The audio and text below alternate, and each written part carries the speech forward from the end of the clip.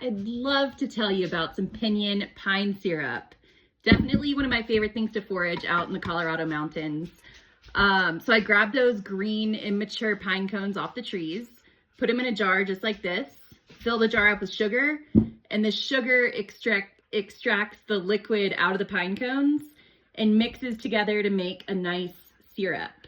Right now it's still pretty watery, so I'm gonna give it probably another 2 or 3 weeks. But at the end you get like a nice, rich, thick syrup that tastes just like pine. We're in southern Colorado, so we have a bunch of piñon pines on our property and in the mountains around us. They're not everywhere, so just look it up, Pinon.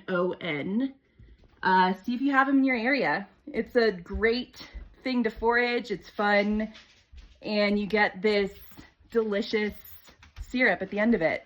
It's a really good gift. It's just a really good flavor. So that's that. Also, here's a jar that I started last week. You can see that there's already some liquid on the bottom, but the majority of it is still sugar.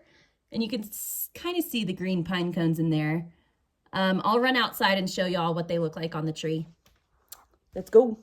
The piñon pine trees, you can see here, they have shorter needles, and they actually have 2 needles coming from one spot on the branch, if that makes sense. Like there's 2 bunches.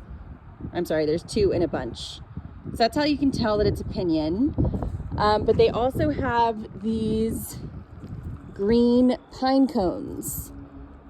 Now these will ripen and turn brown, and you can actually get pine nuts from this same tree.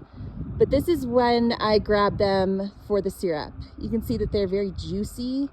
They're immature pine cones. They grow on the edges of the branch, at the very edge. So that's that.